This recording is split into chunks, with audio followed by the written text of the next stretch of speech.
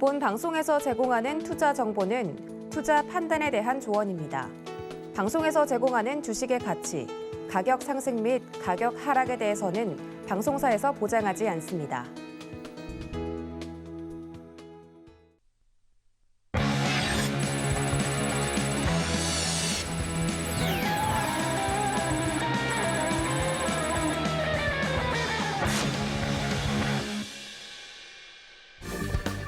안녕하세요. 커다란 상승 흐름에 올라타는 시간 빅사이클 진행의 손자입니다. 네, 오늘 봄 기운이 완연했던 날씨처럼 우리 시장에도 모처럼 온기가 번진 하루였습니다. 모처럼 활짝 웃었던 국내 증시지만 여전히 러시아 디폴트 지금 기정사실화됐고요. 또 다가오는 새벽에는 미국의 금리 인상 소식도 예정이 되어 있습니다.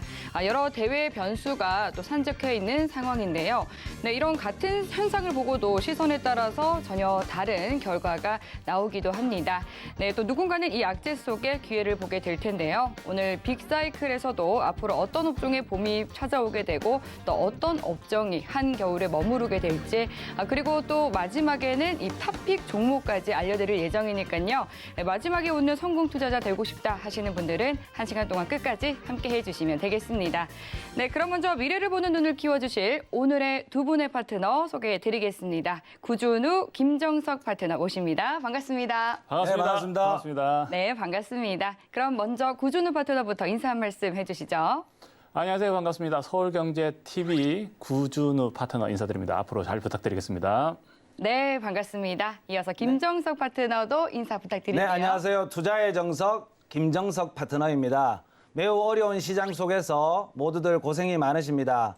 지금은 굉장히 중대한 시국이고 지수가 더 이상 하락하지 않게끔 방어를 하는 오늘 모습을 보았을 때 조금은 희망적이다 그렇게 생각이 들고요. 여러분들 많이 힘내시고 같이 함께 화이팅 했으면 좋겠습니다.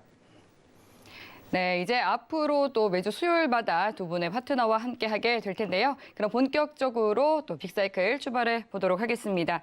그럼 본격적인 이야기에 들어가기에 앞서서 또 두 분의 파트너와 함께 소통하실 수 있는 창구 말씀드리겠습니다. 샵 0082번으로 구준우 혹은 김정석하고 세 글자 적어서 문자 보내주시면 참여 가능한 링크 보내드리고 있고요. 또 하단으로 나가고 있는 QR코드 스캔하시면 바로 입장하실 수 있으니까요. 노란톡 들어오셔서 또 궁금한 사항들 자세한 이야기 나눠보시기 바라겠습니다.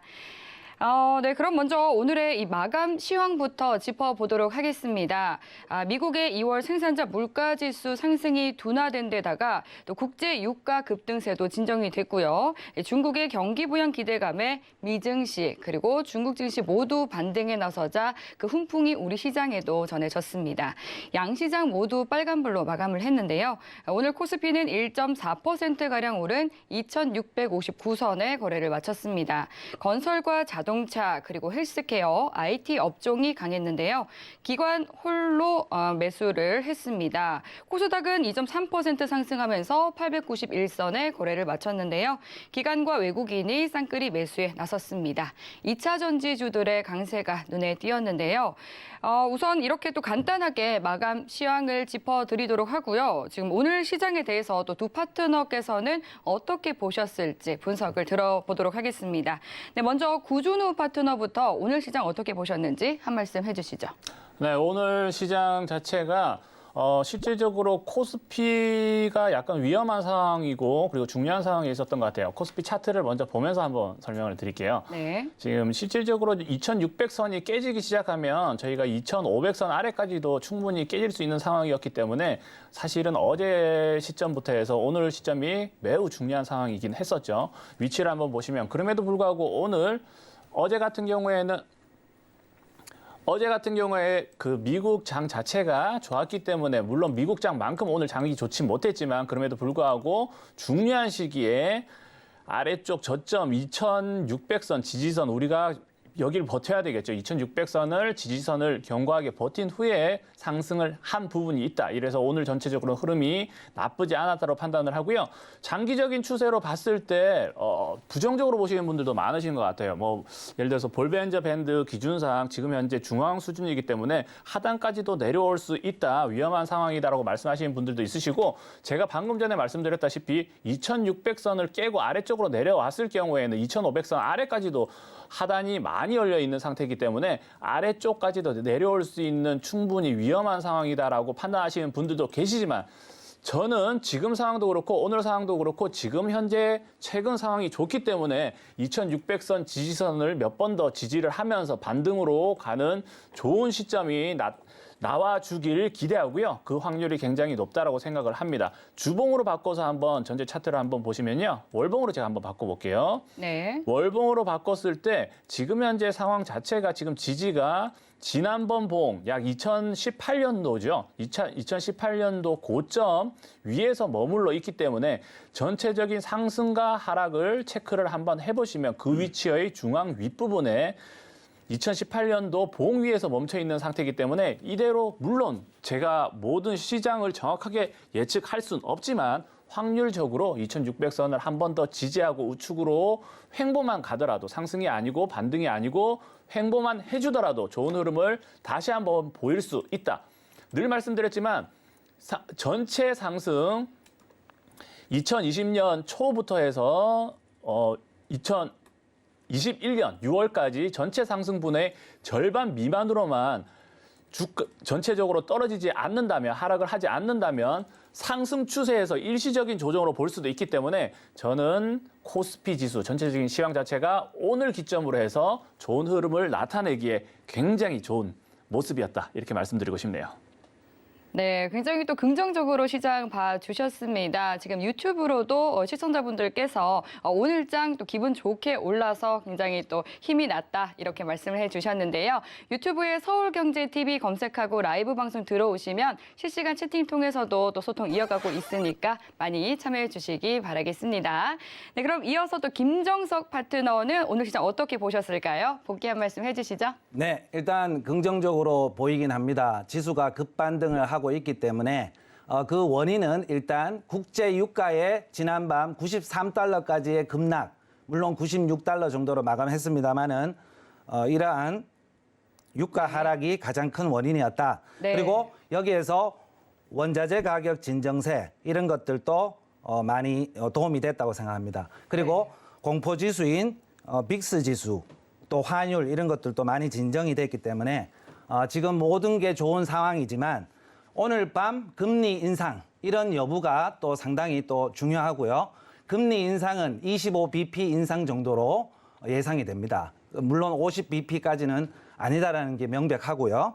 그리고 러시아 디폴트가 지금 방금 속보에 러시아 디폴트 선언을 했기 때문에 이 부분이 어떻게 작용하는 것인가 이것을 내일 또 관망 장에서 상당히 중요한 포인트라고 저는 생각하고 있습니다. 네. 또 한국 지수는 전저점을 지지하느냐 하락 돌파를 하느냐 여기에서 지금 갈림길에서 삼중 바닥을 찍은 다음에 지금 강력한 오늘 반등세를 보여줬기 때문에 지금 시장은 전반적으로 좀 양호한 분위기지만 러시아 디폴트가 어떻게 내일 작용할 것인가 내일부터 이것이 상당히 좀 관망 대상이다 이렇게 정리를 하겠습니다.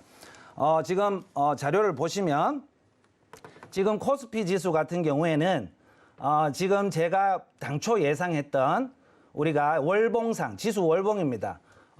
코스피 차트의 지수 월봉을 보면은 월봉상 지수 하락 밴드가 한 2,590 정도 됐는데 지난번 저점이 2,591포인트였습니다. 여기를 강력하게 지금 지지하지 못하고 내려왔기 때문에 우리가 당초 2,370까지도 하락할 수 있는 것이 아닌가 이렇게 관측을 했습니다만은 여기에서 상당히 좀 유가 급락이라든지 상당히 호재성 지금 기사들이 많이 뜨면서 지수 반등을 해주고 있다.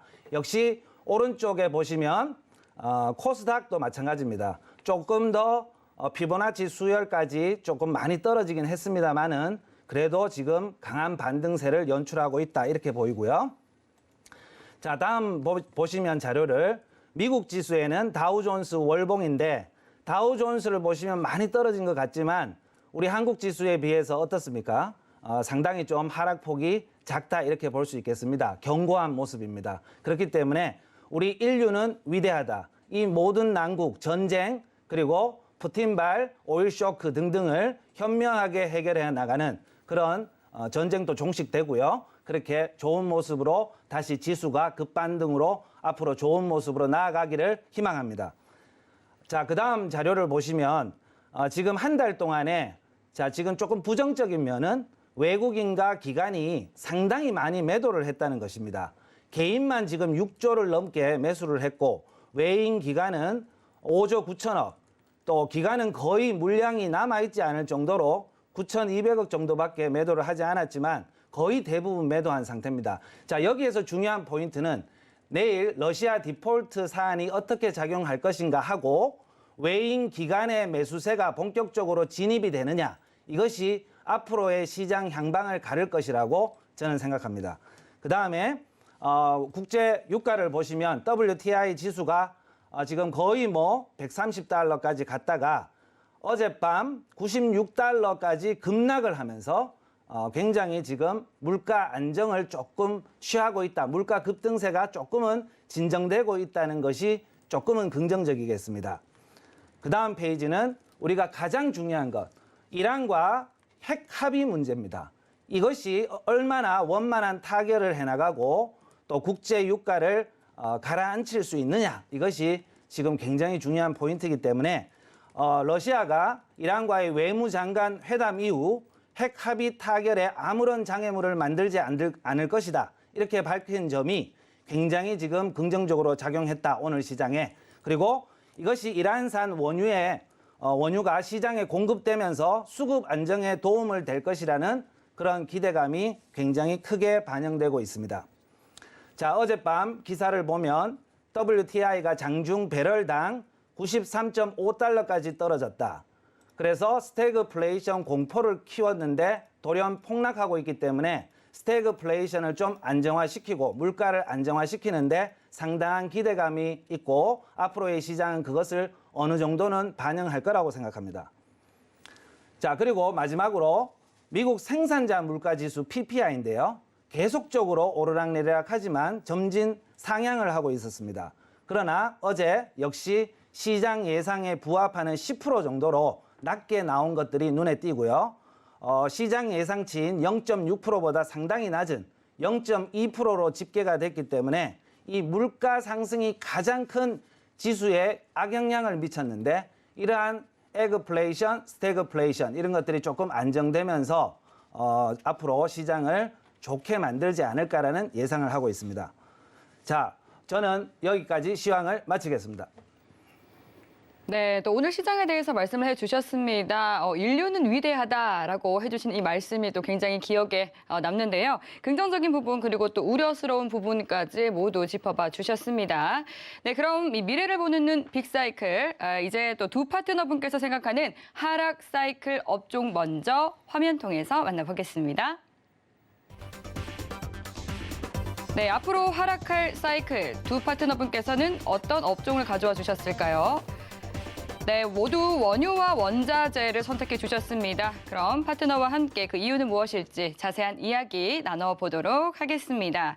WTI와 브렌트유 모두 최근 2008년 이후 들어서 최고치까지 올랐었죠. WTI 같은 경우는 이 130달러 선까지 올랐고 또 브렌트유는 139달러 선까지 올랐었다가 이 전거래일 종가 기준으로는 100달러 선 밑에서 종가 마감했습니다. 일주일 새 22%가량 폭락을 했는데요. 원유와 원자재 업종을 하락 사이클로 선택하신 그 이유부터 들어보도록 하겠습니다. 네, 먼저 김정석 파트너부터 설명 부탁드릴게요. 네, 알겠습니다.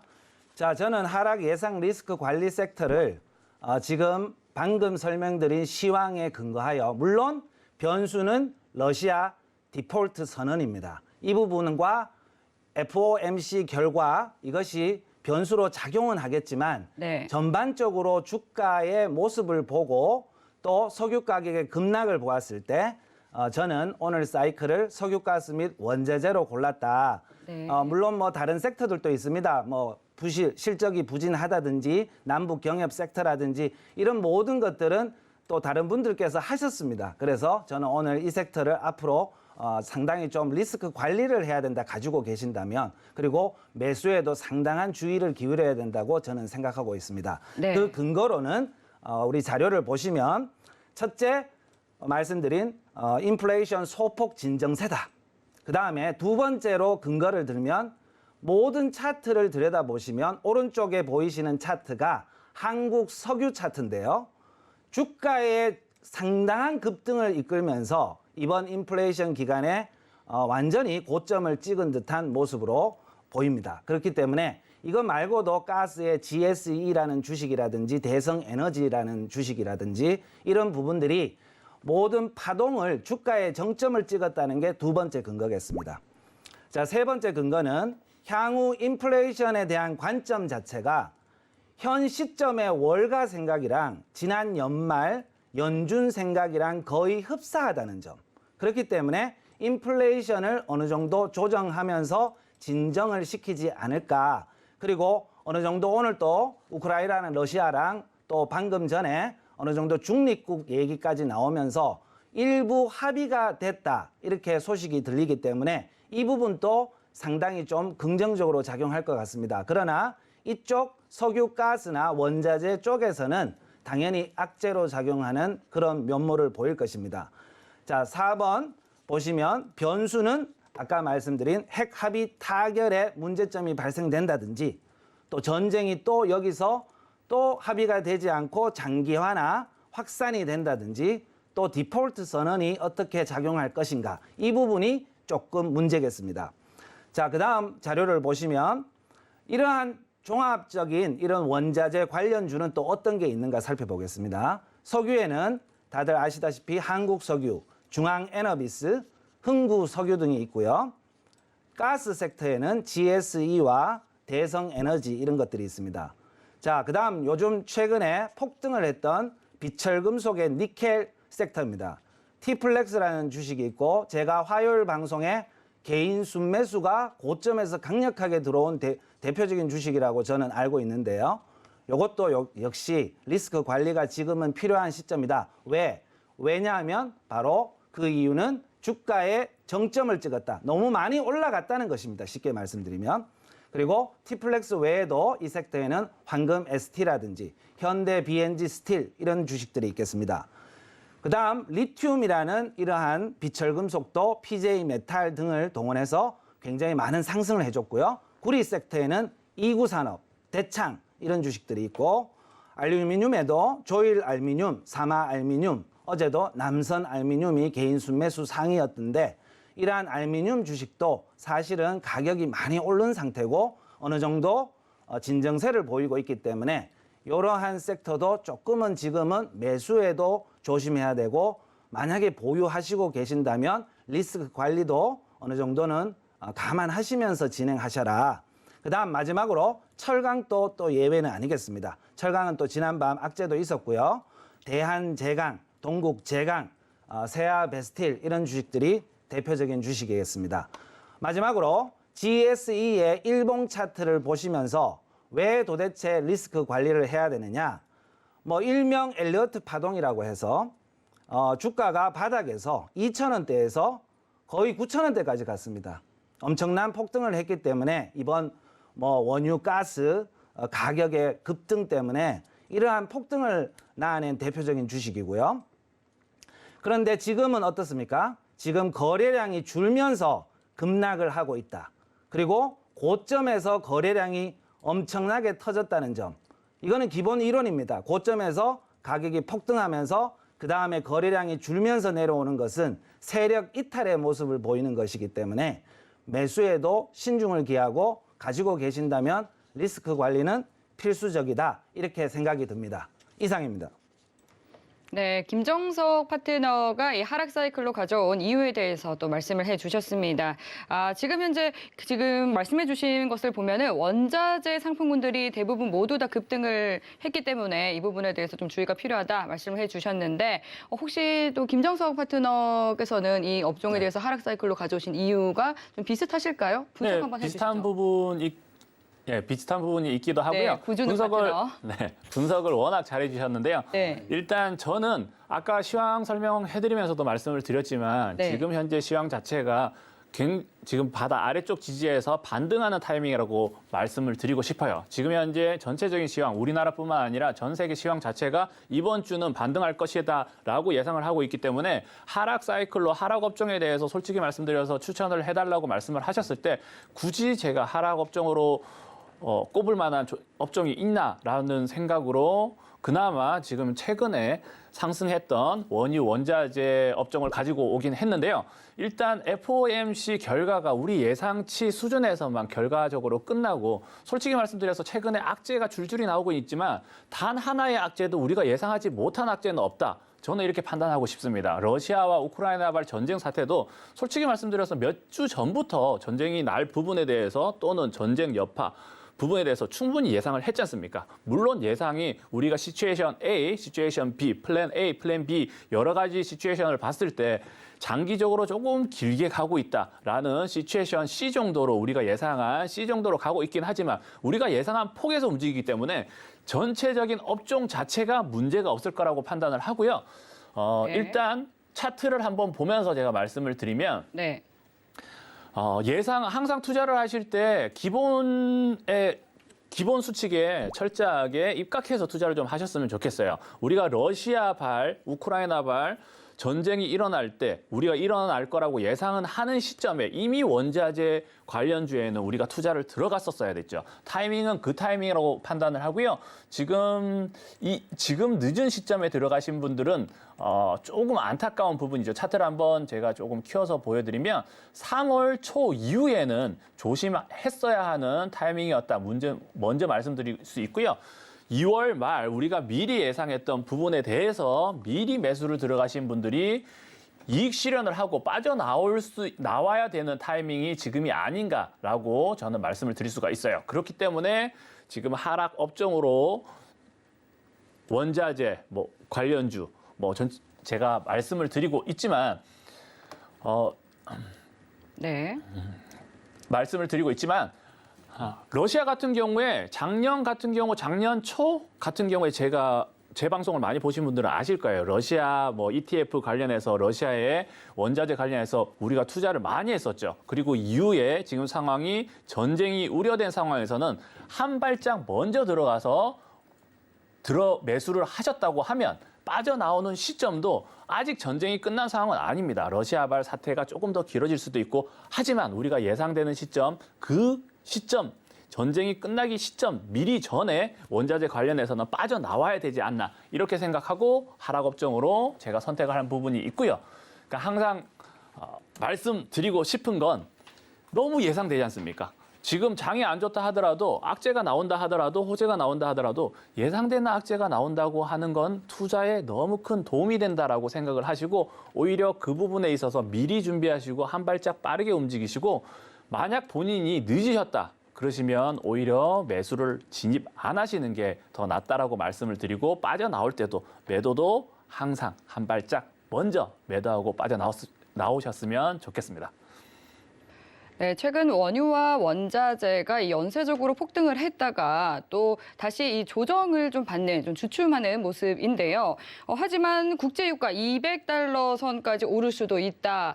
하물며 러시아 쪽의 이 한 장관은 $300까지도 오를 수 있다. 이런 전망이 나오고 있는 상황인데 이렇게 또 계속 원유라든지 원자재 가격이 다시 상승하게 된다고 하더라도 이 업종에 대해서 좀 하락 사이클로 보시는 건지 저는 궁금하거든요. 구준우 파트너 어떻게 생각하세요? 솔직히 말씀드려서 아까도 말씀을 드렸지만 네. 하락 사이클로 본다라고 말하기는 좀 애매한 상황이긴 해요. 네. 일시적인 조정 정도로만 보고 저는 지금 현재 상황 자체가 전체 시황 세계 우리나라뿐만 아니라 네. 세계적인 투자 시장 자체가 이제 바닥이지 않나 다시 한번 반등 시점이라고 생각을 합니다. 물론 사이클상 네. 상승 부분의 절반 정도 수준이긴 하지만 그럼에도 불구하고 다시 한번 반등 시점이라고 판단을 하기 때문에 하락 사이클 업종이라기보단 네. 반등 시점에서 다른 업종은 상승해서 가지만 원유 원자재는 이미 올랐기 때문에 네. 조금 소외될 종목이지 않나 정도로 판단을 하고 있고요. 네. 그리고 어쩔 수 없이 여러 가지 악재 호재 네. 시장 흐름상 네. 어느 정도의 반등은 나올 수 있는 상황이긴 합니다. 네, 말씀해 주신 것처럼 지금 현재 변동성이 굉장히 많고 또 여러 대내외적인 변수들도 널리 좀 깔려 있는 상황이기 때문에 이 부분 또 염두에 두면서 투자를 이어가시면 좋을 것 같고요. 또 제가 또 동일한 질문을 김정석 파트너께 드리면 어떻게 답변 주실 수 있을까요? 네, 일단은 국제 유가가 다시 급등을 하거나 인플레이션이 스태그플레이션이 다시 야기된다든지 뭐 전쟁이 여기서 장기화 확산이 된다든지 이런 어떤 최고의 어떤 악재가 다시 한번 겹칠 수는 있습니다. 그렇지만 이런 상황에서 반등은 나올 수 있지만 전체적인 엘리어트 파동으로 봐서도 주가는 정점을 찍었다. 일시적인 비상승파는 나올 수 있겠으나 다시 한번 꺾여서 내려가고 지금 가장 중요한 근거는 이러한 원자재 관련 주식의 모든 매수세가 꺾여서 이러한 매도 물량이 출회되면서 제가 조금 이따 말씀드릴 상승 모멘텀을 본격적으로 만난 윤 정부 정책주의 지금 매수세가 쏠리고 있다는 것도 여기에 다시 한번 강력한 매수세가 들어오기는 설령 국제 유가가 급등을 한다 해도 어느 정도 일시적 반등에 그칠 것이다. 저는 그렇게 관망하고 있습니다. 네, 그럼 여기까지 또 하락 사이클 알아봤고요. 네, 보다 더 중요한 것은 그래서 앞으로 나에게 어떤 업종이 수익을 안겨줄지 이 상승 사이클에 대한 또 정보가 중요하겠죠. 네, 그럼 상승 사이클 두 분께서는 어떤 업종을 봐주셨는지 화면 통해서 만나보도록 하겠습니다. 네, 두 분의 파트너가 가져온 상승 사이클 업종은 디지털 플랫폼 그리고 2차 전지 이렇게 두 가지를 상승 사이클로 선택을 해주셨습니다. 이 해당 업종에 대해서 앞으로의 전망 그리고 탑픽 종목까지 파트너와 함께 자세하게 짚어보도록 하겠습니다. 네, 그럼 먼저 이 디지털 플랫폼 업종에 대해서 또 자세하게 이야기 나눠보겠습니다. 어떤 분께서 가져와 주셨을까요? 제가 가져왔습니다. 김정석 파트너가 네, 가져와 그렇습니다. 주셨고요. 아무래도 또 앞서서 조금 언급해 주신 네, 것처럼 그렇습니다. 또 윤석열 당선인의 이 정책 수혜주로 또 꼽히는 그런 업종이기 때문에 가져와 주셨을 것 같은데 분석 네. 부탁드릴게요. 제가 요즘 뭐 거의 광분하면서 매매를 하고 있기 때문에 너무나 잘 알고 네, 또 굉장히 여기에 매수세가 쏠리는 것도 부정할 수는 없습니다. 네, 모든 올라갔던 주가는 항상 너무 높이 올라가면 내려오는 것이 맞는 것이고 또 내려와서 모이면 다시 올라간다. 이런 어떤 확산, 수렴과 확산의 이론이기 때문에 그러한 매도 물량들이 다 이쪽으로 지금 쏠리고 있다. 물론 디지털 플랫폼이라고 제가 골라왔습니다만은 네. 광범위하게 보면 윤 정부 정책 관련주가 전체가 지금 수혜 섹터로 떠오르고 있다. 이것은 그렇죠. 명확합니다. 네. 대표적인 것이 원전이 먼저 선두권을 달렸고요. 네. 그다음 두 번째로 건설 부동산이 지금 쫓아가고 있습니다. 네, 오늘도 핫했죠. 네, 오늘 완전히 핫했습니다. 네, 상한가 너무나 가는 종목도 뜨거웠습니다. 속출했고. 네, 그래서 제가 조금 지쳐서 지금 이 모양인 거고요. 그렇지만 이러한 것에서 지금 또 건설 부동산도 물론 좋지만 너무 좀 지금 많이 급등을 하고 있기 때문에 추격 매수하기에는 조금 무리수는 있다. 물론 네. 거기에는 새로운 또 건설 부동산이 오늘 눈에 많이 띄더라고요. 예. 근데 그런 것도 좋지만 저는 오늘 섹터 윤정부 정책 관련주 섹터에서 디지털 플랫폼 정부 TF 관련 이것이 우리가 조금 더 집중하고 여기에서도 탑픽을 여기에서 한번 골라와 봤습니다. 좋습니다. 자료를 보시면 우리 윤석열 당선인이죠. 아직은 뭐 정부라고 표현하기는 그렇고 윤석열 당선인 공약을 정리해 왔지만 화면이 조금 작은 관계로 잘은 안 보이시겠습니다만은 뭐 거시적으로 보면 우리 첫 번째가 원전입니다. 제일 큰 형님이 원전 섹터가 먼저 갔고 제가 원전을 오늘 강조를 못 드리는 이유는 지금 너무 이것도 주가가 너무 높이 올라갔다는 것입니다. 모든 것이 고점 매수는 좋지 않다 이렇게 판단하기 때문에 두 번째 동생이 바로 부동산 개발 섹터였습니다. 이것이 지금 핫하게 지금 또 뜨겁습니다. 오늘 또 뭐 상한가가 여러 개 속출하는 그러한 섹터였고요. 그 외에도 탄소 중립, 외교 안보, 그다음 성장 정책, 기술 개발, 그다음 코로나에 관련된 원격 진료 지원 이런 것까지도 큰 범주로 놓고 앞으로 매수세들이 돌아가면서 순환매가 터지지 않을까 저는 그렇게 관측을 하고 있고요. 다음 자료를 보시면 간단히 정리한 다음 제가 오늘 탑픽으로 꽂은 종목에 대해서 구체적으로 설명을 드리겠습니다. 먼저 건설 부동산 쪽은 우리가 자연과 환경, 오늘 서희건설도 좀 눈에 띄더라고요. 그리고 삼부토건, 그다음에 특수건설, 신혼종합개발 이런 것들이 대표적으로 알고 계시는 건설 부동산 주식이겠고요. 범양건영 어제 제가 출연해서 범양건영도 괜찮은데 조금 탄력도가 약하다 이렇게 전망을 했는데 오늘 상한가를 가버렸습니다. 그래서 저는 충격을 오늘 많이 받았고요. 그다음에 두 번째 저출산도 좀 봐야 된다. 최근에 공시가 떴기 때문에 제로투세븐이라는 이런 주식도 좀 말씀드리고 세 번째 바로 메가테크 정책입니다. 이 디지털 플랫폼도 사실은 큰 범주의 메가테크 정책 안에 속하는 것입니다. 이 메가테크는 크게 보면 인공지능, AI, 반도체, 로봇, 그다음에 오늘 시외로 로봇 주식이 상한가 가고 난리가 났습니다, 지금. 자, 로봇이 내일은 또 핫하겠고요. 또 그다음 바이오 헬스, 항공 우주, 탄소 중립, 양자, 역학 이런 것들이 전체적으로 합해서 메가테크 정책이라고 합니다. 자, 이것이 저도 윤 정부가 얼마나 이것을 잘해줄지 상당히 기대감이 있습니다. 마지막으로 지능형 로봇, 인공지능 AI 섹터에서는 로보스타, 로보티즈, 로보, 줌 인터넷 등등이 있겠습니다. 오늘 시외로 많이들 올라갔기 때문에 내일 추격 매수는 조금 자제가 필요하다. 저는 그렇게 생각하고요. 네. 또 로봇 주식도 너무 많이 주가의 위치가 높다. 이렇게 판단하고 있습니다. 그다음 오늘 제가 강조드리는 바로 디지털 플랫폼 TF 정부입니다. 이것도 역시 AI 정부인데요. 행정 AI 정부라고 합니다. 그래서 이것에 대한 기대감이 대표적으로 제가 꼽은 주식은 줌 인터넷도 있지만 이것 역시 너무 많이 올라갔기 때문에 제가 오늘 비교적 덜 올라간 종목 바로 비트9을 강조드리겠습니다. 네. 네. 그 그리고 종목에 대한 자세한 네. 이야기는 추후에 나누도록 하고요. 네, 알겠습니다. 그러면 디지털 플랫폼에 대해서 정리를 간단히 드리고 차트 보고 끝내겠습니다. 윤 당선인이 디지털 플랫폼 정부를 위한 디지털 플랫폼 TF를 인수위에 구성함으로써 디지털 경제의 패권 국가가 될 수 있도록 대학, 연구소, 기업이 공동으로 활용할 수 있는 세계 최대의 AI를 위한 클라우드 컴퓨터, 인프라 조성을 하겠다. 이런 소식이 뜨면서 바로 디지털 플랫폼 섹터가 생겨난 것이고요. 지금 또 많이 올라간 그런 모습은 아닙니다. 대표적으로 마지막으로 제가 오늘 탑픽으로 고른 비트9 일봉 차트를 보면서 정리하겠습니다. 네, 여기까지 듣도록 하겠습니다. 종목에 대한 이야기는 추후에 나누도록 하고요. 지금 또 플랫폼 기업에 대해서 말씀을 해주셨습니다. 관련 규제 폐지한다라는 소식 전해지면서 지난주부터 정보통신기술 주가도 들썩였었고요.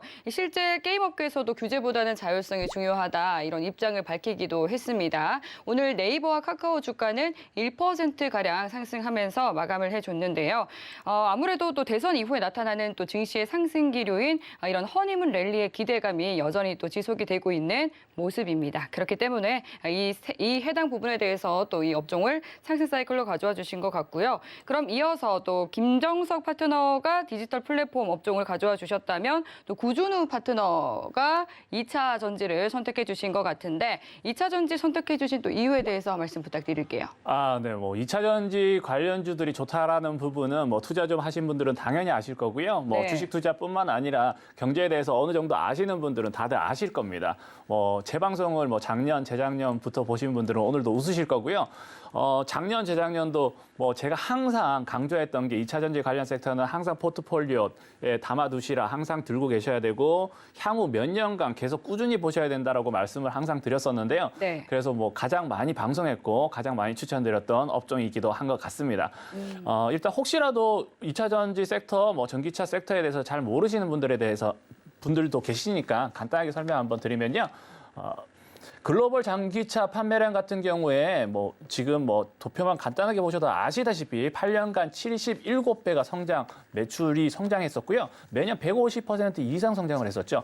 그러면 이 추세로 간다면 2025년경이 되면 전기차가 판매량의 90% 이상이 전기차가 될 것이다. 다들 예상하고 있을 겁니다. 그때가 되면 이제 어떻게 되나요? 내연기관 자동차 같은 경우에는 약간 트렌드적인 면 이렇게 되고 전체적인 자동차라고 하면 이제 전기차가 그냥 자동차 하면 전기차, 자동차 하면 전기차 이런 대세가 돼버릴 수밖에 없는 상황이라는 걸 다들 아실 겁니다. 지금 2차 전지 섹터, 전기차 섹터 전체적으로 너무 좋다라는 부분 그리고 단기 순이익 매출 지속적으로 몇 년간 뭐 단기적이 아니죠. 장기적으로 계속 성장할 거라는 건 당연히 다들 아실 거고요. 작년 하반기 같은 경우에 그럼에도 불구하고 2차 전지 섹터를 제가 추천드리기 조금 애매했던 부분은 실질적으로 단기 순이익과 매출이 향후 증가할 거지만 그 증가분에 대해서 미리 주가가 반영을 하고 주가가 너무 급등했던 성향은 있어요. 전체적으로. 그렇기 때문에 문제가 그때는 추천드리기 조금 애매한 상황이었지만 지금은 또다시 조정을 많이 받은 상태고 조정 파동상 지금 현재 다시 한번 재반등, 다시 상승 추세를 이어갈 만한 상황이기 때문에 제가 오늘 강력하게 추천드리려고 가져왔고요. 일단 테슬라 차트를 한번 보시면서 과거 상황을 한번 분석을 먼저 해봐 드리겠습니다. 네. 테슬라 주가 차트를 보시면 실질적으로 상승이 얼마나 강했는지 느껴지실 겁니다. 가파르게 산 모양도 일반적인 완만한 산이 아니죠. 가파른 산으로 이렇게 주가가 상승을 했는데 혹시 파트너님 제가 2차 전지 관련 섹터에 대해서 매수 추천만 적극적으로 했는데 매도 추천을 한 시기 혹시 알고 계신가요? 구 파트너님이 네네. 매도 시기를요? 네. 그것까지 잘 모르겠어요. 그런가요? 2차 전지 섹터를 뭐 당연히 다들 아시는 분들은 네. 조금 관심 있게 보신 분들은 다들 아실 겁니다.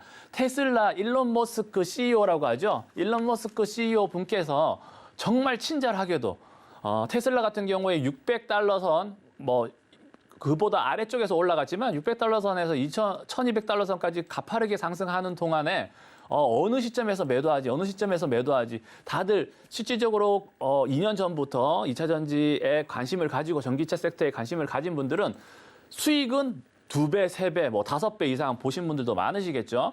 이렇게 수익은 많이 봤는데 매도 타이밍을 못 잡고 있었던 시절이 있었죠. 어느 시점에서 매도를 해야 되나, 뭐 너무 빨리 팔고 나가서 이익이 적게 되는 게 아닌가라는 시점에서 우리 일론 머스크 CEO님께서 트윗으로 친절하게 이제 부유세에 반발해서 본인이 10% 본인 보유 주식의 10%를 매도할까요? 라고 트윗을 한 시점이 있었죠.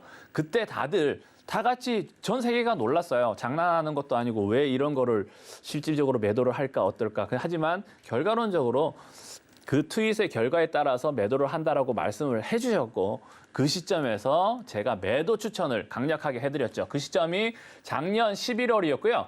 어쩔 수 없이 테슬라 부분만 판단을 할 수 있는 부분이 아닌 게 테슬라 자체가 전기차의 대장주고 전 세계를 이끌어 나가는 대장주지 않습니까? 2차 전지는 전기차를 따라가고 있는 섹터이기 때문에 똑같이 테슬라와 같이 움직일 수밖에 없는 묶여있는 업종들이다라고 말씀을 드릴 수 있고요. 그래서 11월에 친절하게 매도 시점을 알려주셨을 때 우리는 다 같이 익절을 하고 이익 실현을 하고 비중을 줄이거나 또는 전량 매도를 하는 타이밍이 왔었죠.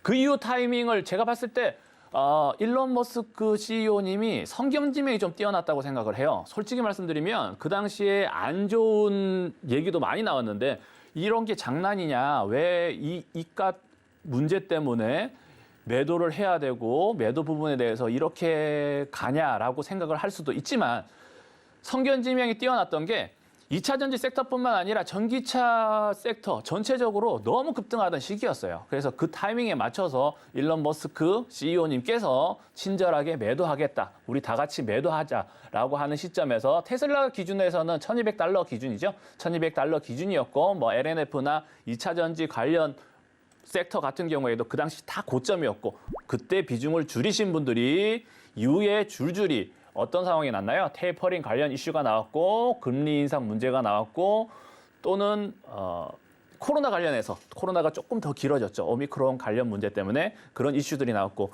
또 이어서 우크라이나, 러시아발 전쟁까지 나오면서 줄줄이 하락하는 상황이 벌어졌던 것 같습니다.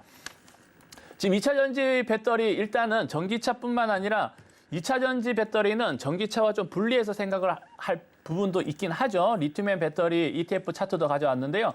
지금 2차 전지 그럼에도 불구하고 전기차 섹터와 2차 전지 배터리 섹터는 유사하게 움직인다라는 걸 체크를 하시면서 봐야 되고요.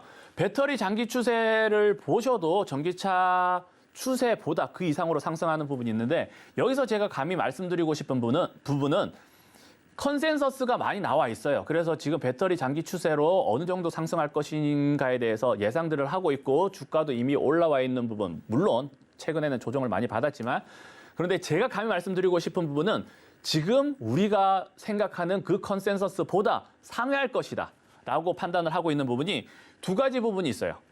첫 번째로는 탈착형 배터리라고 해서 전기차가 상승을 하면 전기차가 예를 들어서 매출이 뭐 10배가 상승한다. 그 기준에서 단순히 배터리 2차 전지 관련해서 수요가 10배가 늘어나는 부분이 아니라 이후에는 자동차 이미 중국에서는 탈착형 배터리가 많이 상용화되어 있는데요. 배터리는 전기차 매출이 증가하는 것보다 더 많이 늘어날 수가 있는 거죠. 기존 차에서 교체를 하는 배터리의 문제 때문에 교체를 하는 부분에 대해서도 수요가 늘어나겠지만 실질적으로 우리가 전기차 배터리 같은 경우 충전 부분에 대해서 문제가 있기 때문에 그런 부분에 대해서라도 탈착형으로 충전해줬다가 다시 교체하고 충전해줬다가 다시 탈착하는 형식으로 충전에 대한 부담을 줄이기 위해서 탈착형 배터리가 조만간 상용화, 우리나라뿐만 아니라 전 세계적으로 상용화 될 거라고 생각하기 때문에 전기차에 대한 수요보다 배터리에 대한 수요는 지금 현재 예상치보다 훨씬 더 상회할 거라고 저는 예상을 하고 있고요.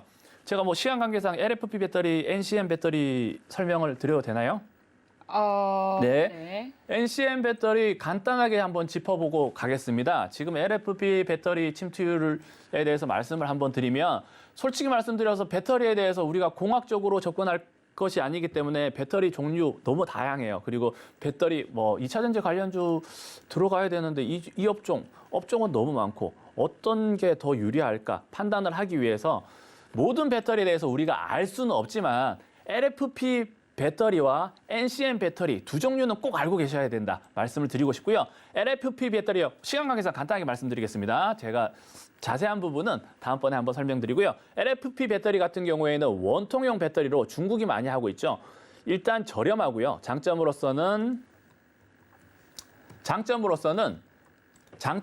저렴하고요. 그러니까 LFP 배터리가 최근에 유행을 할 수밖에 없던 부분이 과거 같은 경우 2년 전만 해도 LFP 배터리 같은 경우에는 고효율이 아니었기 때문에 파우치형 배터리, 우리나라에서 생산하고 있는 파우치형 배터리, NCM 배터리가 실질적으로 롱 에너지, 그러니까 멀리 가는 전기차를 만들 때 유리하기 때문에 훨씬 더 낫지 않냐. LFP 배터리가 별로지 않냐. LFP 배터리는 퇴화되고 NCM 배터리가 나을 거라고 예상을 하던 게 2년 전이었지만 니켈 가격 부분을 체크를 못한 부분이에요. 니켈 가격이 급등을 하면서 NCM 배터리에 대한 부분은 비용이 너무 많이 들어간다라고 생각을 했기 때문에 지금 우리나라에서 주력으로 만들고 있는 NCM 배터리는 조금 주춤하고 LFP 배터리가 지금은 좀 트렌드로 뜨고 있죠. 그 부분을 체크를 한번 해보셔야 되고요. 간단하게 제가 좀 시간 관계상 짚어만 드리면 NCM 배터리 같은 경우에 안정성 같은 경우에 LFP형 배터리가 NCM 배터리도 높긴 하지만 LFP 배터리가 오히려 더 높다라는 부분도 있으시고요.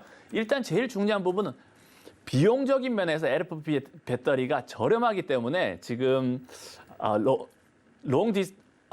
그러니까 비용적인 면에서 LFP 배터리가 워낙 저렴한 부분 때문에 전 세계적인 추세가 약간 LFP형 배터리로 움직이지 않나라고 말씀을 드릴 수가 있고 지금 종목을 고르실 때는 업종은 2차 전지 업종 무조건 좋습니다. 장기적으로. 하지만 종목을 고르실 때 이런 부분을 조금 판단을 해보시면서 종목을 선별하셔야 된다. 말씀드리고 싶습니다. 시간 관계상 제가 드릴 말씀이 많은데 추후에 제가 단톡으로 들어오시거나 추후 방송에서 자세하게 설명드리겠습니다. 네, 궁금한 사항 남아있으신 분들은 노란톡 들어오시면 되겠고요. 제가 또 잠깐 또 짧게 궁금한 점이 있어서 또 네네. 질문을 드리면 짧게 답변을 좀 부탁드릴게요. 네. 지금 니켈 가격이 또 네네. 니켈이 또 최대 생산국이 러시아다 보니까 공급망 차질이 그렇죠. 빚어지면서 네네. 니켈 가격 굉장히 또 크게 급등을 했었잖아요. 네네. 뭐 런던 거래소에서는 뭐 거래가 중단될 정도로 또 굉장히 급등을 했는데 네네. 이 부분이 추후 2차 전지 섹터에는 크게 영향은 없나 보네요. 아니죠. 크게 영향이 있기 때문에 LFP 이 부분은 니켈 가격 부분은 네. 지금 일시적인 현상이 아니라 과거부터 지금 지속적으로 네. 상승을 하고 있었기 때문에 네. 그 부분 때문에 NCM 배터리에 대한 비중, 그러니까 우리가 NCM 배터리를 주력으로 생각을 하고 있다가 LFP형 배터리로 살짝 트렌드가 넘어오기 시작한 부분이고요. 네. 최근 들어서 그 문제가 더 커졌다. 더 심각해진 부분이죠. 그러니까 이미 네. 시장은 몇 달 전부터 알고 있던 상황이었지만 니켈 가격은 너무 심각한 수준까지 됐기 때문에 네. LFP형 배터리에 대해서 더 관심을 가지고 업종 선택할 때도 그렇게 하셔야 된다 말씀드리겠습니다. 네, 이렇게 또 앞으로 상승할 업종에 대해서 이야기를 나눠봤습니다. 하지만 또 한 업종에도 굉장히 많은 종목들이 있기 때문에 그래서 어떤 종목에 투자를 해야 할까 많은 분들 궁금하실 텐데요. 저희가 시청자분들의 이 귀한 시간을 아껴드리기 위해서 또 각 두 분의 탑 파트너님께서 각각 탑픽 종목을 골라와 주셨는데요. 먼저 또 윤석열 당선인의 이 정책 수혜를 입을 디지털 플랫폼의 탑픽 종목부터 확인해 보겠습니다. 김정석 파트너님 공개해 주시죠. 네. 아까도 말씀드리려다가 제가 조금 원만하지 못해서 마지막으로 제가 강조드릴 종목은 오늘 네. 디지털 플랫폼 섹터의 대장인 바로 비트나인입니다. 이 비트나인이라는 종목은 이번에 상장 이후에 지금 차트를 보시면 네. 잠깐만요. 차트를 네. 보시면 지금 화면에 나올 겁니다. 상장 초기부터 우리가 N자 파동으로 NFT 많이 들어보셨죠? 네. 이러한 테마를 만나면서 비트나인이 상당히 많이 급등을 했습니다. 이후에 이렇게 큰 조정을 지금 이번에 또 폭락장을 맞이하면서 강력한 조정세를 보였는데 지금 현재 N자 모양을 그리면서 이렇게 올라가는 모양새를 보이고 있고요. 오늘은 지금은 거래량이 보이지 않습니다만은 지금 거래량이 줄면서 제가 어제 방송에 설명드린 휴식 눌림목 형태를 취하고 있다. 물론 가장 좋은 형태는 5일선, 11선 눌림목 매매지만 지금 너무 핫하기 때문에 조금은 지금부터도 눈여겨보셔야 되는 거 아닌가. 그리고 가장 중요한 요소는 지금 원전도 너무 많이 올라갔고 건설 부동산도 너무 우후죽순으로 급등을 했다는 점입니다. 그렇기 때문에 비교적 덜 올라간 디지털 플랫폼 TF 가동 소식 이거에 초점을 좀 맞추어 주셨으면 좋겠고 이것은 또 국내 유일의 그래프 데이터베이스 기술업체다. 국내 유일이라는 글자가 또 들어갔습니다. 그렇기 때문에 제가 강조드린다 이런 말씀보다는 저는 오늘 디지털 플랫폼 윤정부 수혜주 중에서도 디지털 플랫폼 섹터라는 작은 섹터 중에 그중에 대장을 비트나인으로 꼽아보겠습니다. 네, 20대 대선이 끝난 직후에 또 이 대선 이후 주식시장 흐름 또 관심이 모여지고 있는데 오늘 탑픽 종목 비트나인 가져와 주셨습니다. 역대 대선 가운데 외환위기 그리고 글로벌 금융위기를 제외하게 된다면 모든 이 대선 이후에 또 1년 동안은 코스피가 상승했다라고 하니까요. 이 부분 참고하면서 또 투자 이어나가시면 좋을 것 같습니다. 네, 그럼 이어서 또 구준호 파트너가 가져온 탑픽 종목 공개해 주시죠. 네, 저는 제 방송을 재작년부터 작년부터 꾸준히 보신 분들은 다들 아실 겁니다. 일단 오늘도 똑같은 1픽이고요. LNF 가져왔습니다. 꾸준히 밀고 계신가 보네요. 네네. 네. LNF 실질적으로 작년 하반기 아까도 말씀드렸다시피 작년 하반기 같은 경우는 너무 주가가 급등했었기 때문에 네. 신규 진입은 조금 애매하다고 말씀을 좀 많이 드리긴 했는데 예. 지금은 또 이쁘게 조정이 되었지 않습니까? 네. 말 그대로 테슬라 우리 일론 머스크 CEO님께서 네. 친절하게 매도 타이밍도 알려주셨고 이후 줄줄이 조정 악재들이 나온 이후에 조정이 되었기 때문에 지금은 진입하셔도 나쁘지 않다라고 말씀을 드리고요.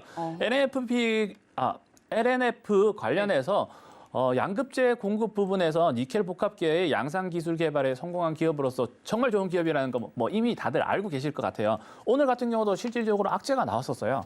시장 시황상 악재도 있지만 LNF 네. 죄송합니다. LNF 악재가 나온 부분을 체크해 보시면 보통주가 112만 주가 추가 상장이 됐어요. 오늘부로 CB와 BW, 우선주 등이 이제 보통주로 전환이 되면서 주식 유통 물량이 늘어난 부분인데요. 주식 유통 물량이 늘어났으면 악재라는 부분은 다들 체크를 해보셔야 되고요. 이 부분에 관련해서는 HMM을 제가 분석을 해드리면서 설명을 좀 많이 드렸던 것 같아요. 실질적으로 주가가 주식 유통수가 예를 들어서 100이다. 100에서 150이 늘었으면 150이 는 만큼 물론 이 수치만큼 주가가 저평가돼야 완벽하게 저평가되진 않지만 그와 비례해서 어느 정도는 저평가가 돼야 된다라고 말씀을 드렸다시피 LNF 같은 경우에도 오늘 악재가 줄줄이 겹쳤어요. 그럼에도 불구하고 주가 상황은 잘 버텨주고 있다라고 말씀을 드릴 수 있고요. 그래서 LNF를 일단 너무 좋은 기업이기 때문에 제가 설명할 게 너무 많은데 오늘 시간 관계상 이쯤에서 마무리를 하도록 하겠습니다. 네. 네, 2차 전지도 관련해서 LNF 가져와 주셨습니다. 국내 최대 규모 2차 전지 산업 전시회 인터 배터리가 2022가 코엑스에서 17일부터 개최가 되고요. 또 지금 현재 올해 전기차 침투율 올해는 12%, 2030년에는 절반가량에 달할 것으로 예상되고 있기 때문에 2차 전지는 세계적으로도 정말 큰 시장이다라고 볼 수 있을 것 같습니다.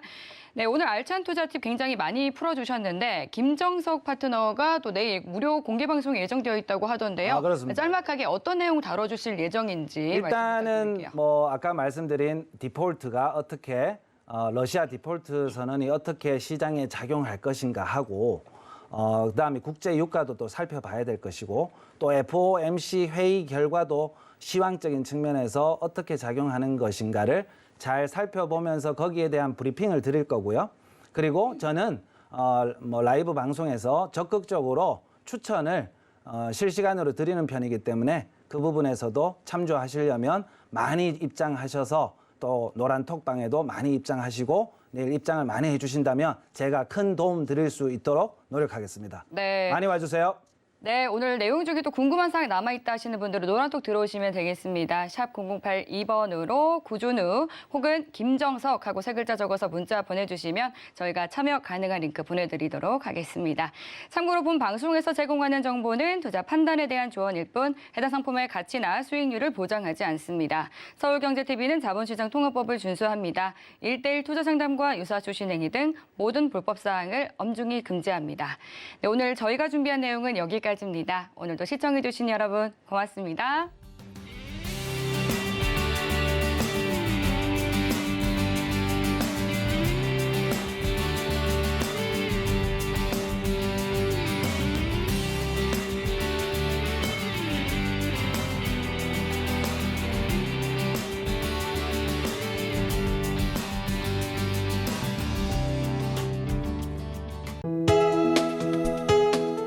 본 방송에서 제공하는 투자 정보는 투자 판단에 대한 조언입니다.